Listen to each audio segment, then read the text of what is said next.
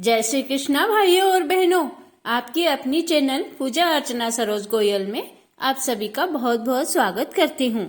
दोस्तों, आज के इस वीडियो में मैं आपको माघ मास में आने वाले शुक्ल पक्ष की जया एकादशी की कथा सुनाऊंगी और इसकी पूजन विधि और व्रत के नियम, पूजन सामग्री भी बताने वाली हूँ। तो चलिए जल्दी से वीडियो शुरू करते हैं। दोस्तों, आज मैं आपको माघ मास के शुक्ल पक्ष में आने वाली जया एकादशी की पावन कथा सुना रही हूँ। इस कथा का नाम जया एकादशी कहलाता है। इसका व्रत धारण करने से ब्रह्म हत्या के पाप से मुक्ति मिलती है तथा भूत प्रेत पिशाच आदि कुयोनि से छूटकर अंत में व्यक्ति स्वर्ग को प्राप्त करता है। पांडु पुत्र युधिष्ठिर ने कहा, हे भगवान, आप समस्त जगत के सृष्टिकर्ता ब्रह्मा पालक विष्णु तथा शंकर हो। आपकी जय हो, आपकी जय हो, जय हो। हे भगवान, अब आप कृपा करके इसी माह की शुक्ल पक्ष वाली एकादशी का नाम और उसकी कथा सुनाइए। तब श्री कृष्ण भगवान ने कहा, हे राजन, मैं तुम्हें जया एकादशी की एक कथा सुनाता हूँ जिसका वर्णन पद्म पुराण में किया गया है। तो सुनो। एक समय जबकि इंद्र स्वर्गलोक में राज्य करता था, तब वह एक दिन अमृत पान करके अप्सराओं के साथ नंदन वन में आकर क्रीड़ा करने लगा। अपनी इच्छा अनुसार अप्सराओं के साथ रमण करके इंद्र उन अप्सराओं के साथ नाच गान में मस्त हो गया। वहां गंधर्व लोग भी गान कर रहे थे। गंधर्वों में प्रसिद्ध गंधर्व पुष्पदंत गान कर रहा था। चित्रसेन नाम का गंधर्व और उसकी पुत्री मालिनी तथा उसकी स्त्री वहां आई। मालिनी का लड़का पुष्पवान और पुष्पवान का लड़का माल्यवान भी वहां उपस्थित थे। उसी समय वहां पर एक पुष्पवती नाम की गंधर्व कन्या माल्यवान गंधर्व को देखकर मोहित हो गई। तब उसने अपने रूप, सौंदर्य, हाव भाव के द्वारा माल्यवान को वशीभूत कर लिया। हे पांडुनंदन, वह पुष्पवती नामक गंधर्व स्त्री अत्यंत सुंदर थी। उसके लक्षण मैं तुम्हारे सामने वर्णन करता हूँ। उसका मुख चंद्रमा के समान खिला हुआ था। उसके नेत्र अति विशाल और कमल के समान थे। कानों में सुंदर कुंडल तथा ग्रीवा में सुंदर हार था और स्वर्ण कलश के समान शोभा देने वाले ऊंचे उठे हुए कुछ थे तथा कमल के समान लाल वर्ण वाले चरण थे। ऐसी अत्यंत सुंदरता को देखकर माल्यवान भी पुष्पवती के ऊपर मोहित हो गया। यह दोनों यद्यपि कामदेव के वशीभूत हो रहे थे, किंतु फिर भी वे दोनों सबको दिखाने के लिए गा रहे थे। उनका मन गाने में स्थिर नहीं था, इसलिए वह अद्भुत गाना गाने लगे। इंद्र ने उनकी भाव भंगिमा को देखकर इनके उस प्रेम को समझ लिया था, किंतु अपना अपमान हुआ जानकर इन दोनों को इंद्र ने श्राप देते हुए कहा, मेरी आज्ञा उल्लंघन करने वाले मूर्खों, तुम दोनों ने मेरा अपमान किया है। मैं तुम्हें श्राप देता हूँ कि तुम दोनों मृत्युलोक में स्त्री पुरुष होकर पिशाच रूप धारण कर लो। तब वे दोनों इंद्र के श्राप से अत्यंत दुखी होकर हिमालय पर्वत पर पिशाच रूप धारण करके स्त्री पुरुष के रूप में दुख भोगने लगे। उस समय उन्हें गंध, रस और स्पर्श का कुछ भी ज्ञान नहीं रहा।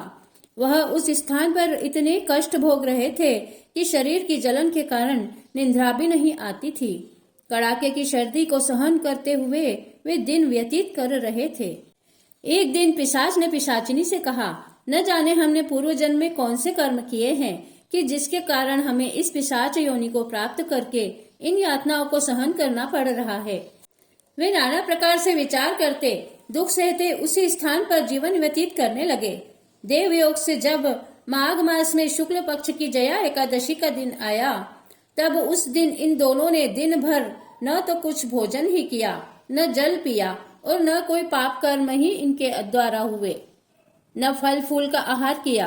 रात को सर्दी के मारे दांत किटकिटाते हुए एक पीपल के नीचे बैठकर एक दूसरे के साथ चिपट कर जागरण करते हुए रात्रि व्यतीत कर दी।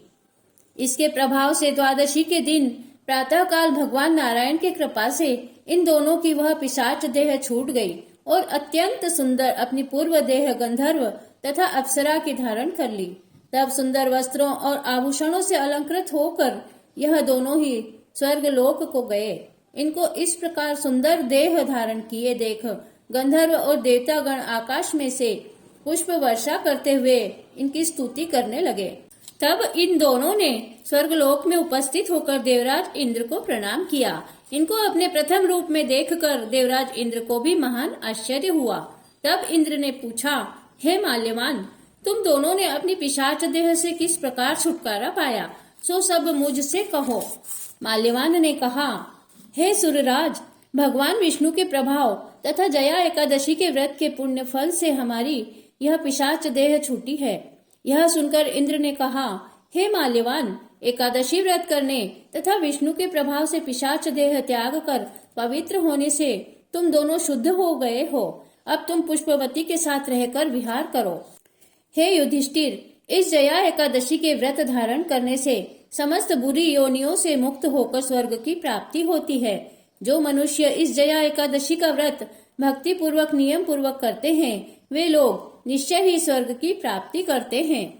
दोस्तों, अभी माघ का पावन महीना चल रहा है। इस महीने का एक एक दिन पुण्यदायी है। इस महीने के हर दिन स्नान दान पुण्य करने का हजारों गुना फल प्राप्त होता है। दोस्तों, अब मैं आपको माघ मास में पड़ने वाली शुक्ल पक्ष की एकादशी के पूजन विधि, व्रत के नियम और पूजन सामग्री बताती हूँ।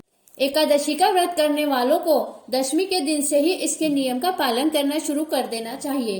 एकादशी के दिन सात्विक भोजन करें और सूर्यास्त के बाद भोजन बिल्कुल भी न करें।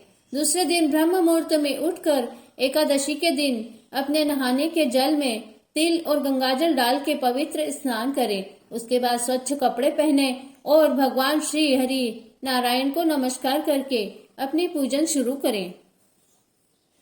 उसके बाद अपने मंदिर की सफाई करके भगवान विष्णु की मूर्ति स्थापित करें। अगर आपके यहाँ लड्डू भगवान का विग्रह है तो उनकी पूजा करें। उन्हें दूध, दही और पंचामृत से स्नान करके स्वच्छ जल से स्नान करवाएं और सुंदर पोशाक पहनाकर उन्हें केसर चंदन का तिलक लगाकर उनका सुंदर बढ़िया श्रृंगार करें। उसके बाद उन्हें धूप दीप दिखाएं और नैवेद्य लगाएं। नैवेद्य में पीली खीर, पीली मिठाई का भोग लगाना चाहिए।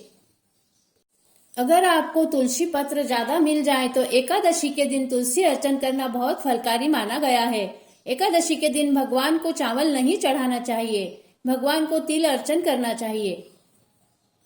एकादशी के दिन भगवान का घर में ही छोटा सा हवन करना बहुत फलकारी माना गया है। इसके बाद भगवान की आरती करके प्रसाद वितरण करें। इस तरह एकादशी के दिन भगवान की सुबह सुबह ब्रह्म मुहूर्त में उठकर पूजा करना चाहिए और उसके बाद कथा पढ़ें। एकादशी की कथा पढ़ना या सुनना बहुत ही पुण्यदायी माना गया है। एकादशी के दिन इसकी कथा अवश्य सुनना चाहिए। कथा सुनने से व्रत का फल कई गुना बढ़ जाता है। अब मैं एकादशी के व्रत के नियमों को आपको वर्णन करती हूँ। एकादशी के दिन चावल बिल्कुल नहीं खाना चाहिए। एकादशी के दिन झूठ नहीं बोलना चाहिए, किसी की निंदा नहीं करना चाहिए और किसी का दिल नहीं दुखाना चाहिए। एकादशी के दिन ओम नमो भगवते वासुदेवाय का दिन भर अपने मन में जाप करते रहें। एकादशी के दिन विष्णु सहस्त्र नाम का पाठ करना चाहिए और भूखों को भोजन करवाए, गायों को घास डालें। एकादशी के दिन श्रद्धा अनुसार दान पुण्य अवश्य करना चाहिए और शाम को दीपदान करना चाहिए। द्वादशी के दिन ब्रह्म मुहूर्त में उठकर स्नान ध्यान करके भगवान श्री हरि नारायण की पूजा करना चाहिए। उसके बाद किसी श्रेष्ठ ब्राह्मण को भोजन करावें। अगर आप भोजन नहीं करा सकते तो सीधा सामान और दक्षिणा देकर पालना अवश्य करना चाहिए। दोस्तों, अब मैं आपको बता रही हूँ कि जया एकादशी के दिन भगवान को किस चीज़ का प्रसाद चढ़ाना चाहिए और भगवान के किस नाम का इस दिन जाप करना चाहिए और इसका व्रत करने से मनुष्य को किस योनि में जन्म लेने से छुटकारा मिलता है। छठवीं एकादशी आती है माघ मास के शुक्ल पक्ष की जया एकादशी। इस दिन भगवान का श्री पतये नमः से जाप करना चाहिए और इस दिन भगवान को साटे का गन्ने का प्रसाद चढ़ाया जाता है। गन्ने की गंडेरी करके भगवान को प्रसाद चढ़ाएं और केवल 1 इंच जितना टुकड़ा ही प्रसाद में शाम को ग्रहण करें या फिर 1 आचमनी जितना गन्ने का रस भी ले सकते हैं। इस दिन व्रत करने वालों को हाथी की योनि में जन्म नहीं लेना पड़ता है। दोस्तों, कैसी लगी आपको मेरी यह जानकारी? अगर आपको मेरा वीडियो पसंद आया है तो ज़रूर से मेरे चैनल को सब्सक्राइब कीजिएगा प्रत्येक एकादशी की जानकारी और कथा सुनने के लिए।